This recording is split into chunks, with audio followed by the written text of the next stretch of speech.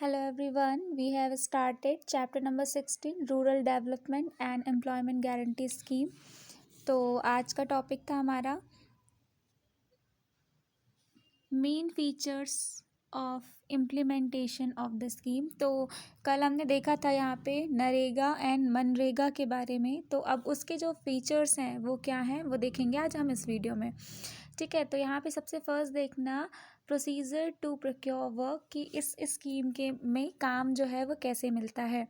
तो फर्स्ट देखना all the adult family member of the family living in the rural areas notified by the central government are eligible to get benefit of this scheme।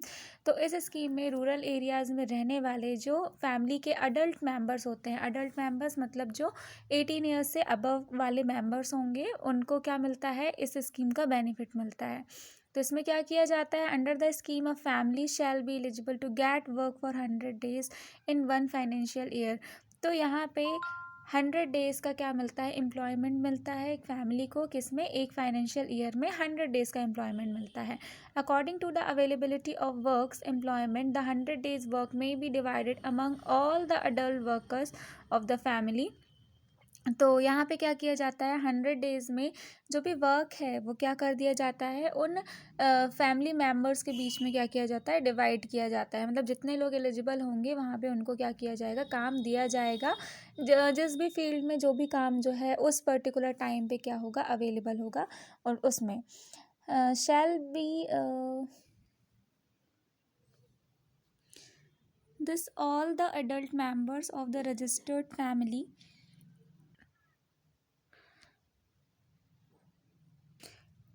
तो इस scheme में 100 days का employment मिलता है। अब यहाँ पे देखेंगे आप, फर्स्ट यहाँ पे कुछ पॉइंट्स गिवन है जिसके बेसिस पे एम्प्लॉयमेंट को पाने के लिए उसको क्या क्या कंडीशन होती हैं वो देखेंगे यहाँ पे हम। तो first one is the family should be the local resident of ग्राम पंचायत। फैमिली जो है वो क्या होनी चाहिए, ग्राम पंचायत की रेसिडेंट होनी चाहिए, मतलब ग्राम पंचायत के अंतर्गत आनी चाहिए।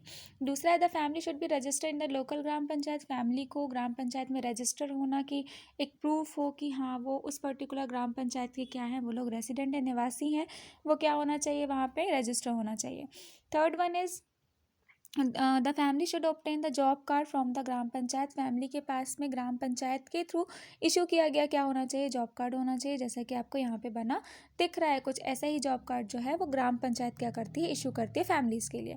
The family should apply for work as unskilled workers on the basis of the job card। Job card के बेसिस पे फैमिली को क्या है, अनस्किल्ड वर्कर के लिए क्या करना चाहिए, अप्लाई करना चाहिए। वर्क के लिए मतलब कोई भी वर्क यदि आप पाना चाह रहे हो तो you have to apply as unskilled worker, ताकि वो आपको जिस भी जगह पे जहाँ पे भी वर्क फोर्स की रिक्वायरमेंट है वहाँ पे आपको काम दे सकें। ठीक है, यहाँ पे आप ऐसा नहीं कर सकते कि I am proficient for that particular work, या फिर कोई भी पर्सन जो ऐसा क्लेम कर रहा है कि मैं ये ही टाइप का काम कर सकता हूँ, मैं इसके अलावा नहीं कर सकता, तो ऐसा नहीं होना चाहिए।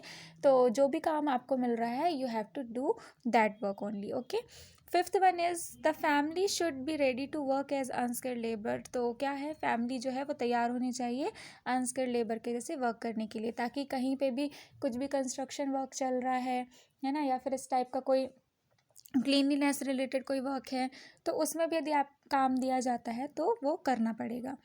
All the adult members of the registered family of Gram Panchayat to whom job card have been issued will be eligible to apply for the unskilled work। तो हर जो एडल्ट मेंबर्स होंगे उस ग्राम पंचायत की रेसिडेंट फैमिली के, जिनके पास क्या होगा, job card होगा, तो वो एलिजिबल होंगे अनस्किल्ड लेबर के जैसे वर्क करने के लिए।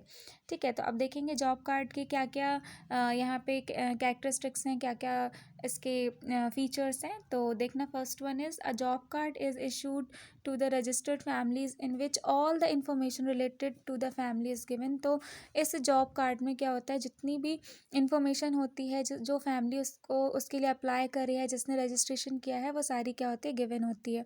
The job card is valid for 5 years from the date of issue and is renewed by the gram panchayat within 1 month from the date of expiry. तो क्या होता है कि जॉब कार्ड जो है वो वैलिड होता है कितने टाइम के लिए, 5 years के लिए। यदि एक बार जॉब कार्ड जो है वो ले लिया है तो वो 5 years के लिए क्या होगा, वैलिड होगा। साथ ही साथ क्या है, ग्राम पंचायत उसको रिन्यू भी कर सकती है उसकी एक्सपायरी डेट के 1 month पहले पहले तक। The job card is issued by on the basis of BPL survey. The gram panchayat is complete to make any change in the job card. तो जॉब कार्ड किसके बेसिस पे किए जाते हैं, इशू किए जाते हैं? BPL सर्वे के बेसिस पे इशू किए जाते हैं. और साथ ही साथ ग्राम पंचायत जो होती है वो क्या कर सकती है, इस जॉब कार्ड में किसी भी तरह का चेंजेस या किसी भी तरह का अपडेशन भी क्या कर सकती है, वो परफॉर्म कर सकती है.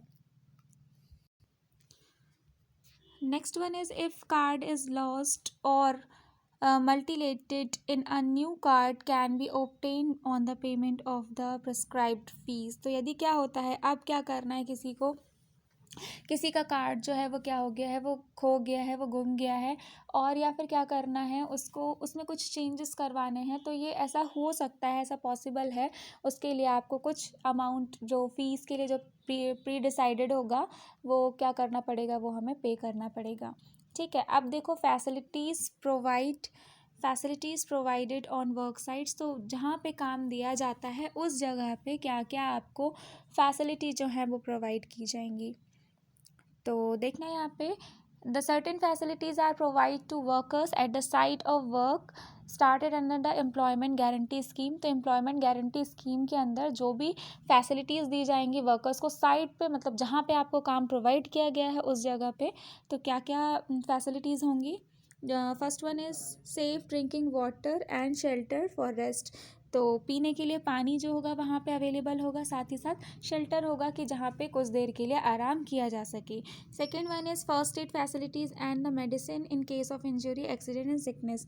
तो फर्स्ट एड फैसिलिटीज़ होंगी ताकि किसी को भी कोई भी कंडीशन ऐसी अकर होने पे या फिर किसी को भी सडन कोई इंजरी होने पे या फिर सिकनेस, किसी को अचानक से तबीयत ख़राब लगने पे चीज़ें जो हैं वो अवेलेबल होंगी. First aid medicine like facilities वहाँ पे होंगी.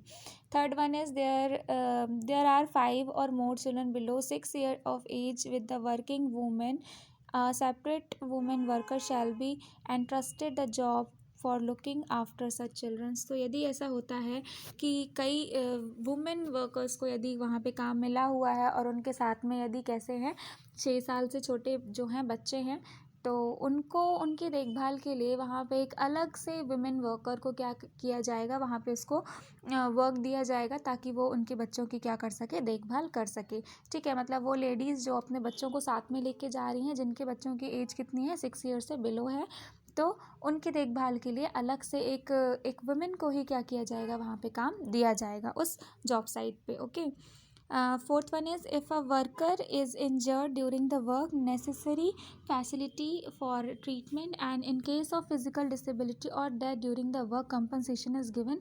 तो यदि काम करते हुए किसी को कोई इंजरी हो जाती है तो उसकी ट्रीटमेंट की फैसिलिटी भी वहाँ पे होती है. साथ ही साथ फिजिकल डिसेबिलिटी, यदि कुछ एम्पुटेशन हो जाता है किसी बॉडी पार्ट का, या फिर फ्रैक्चर है, या फिर डेथ हो जाती है किसी की, तो उसको भी वर्क कंपनसेशन वहाँ पे दिया जाएगा.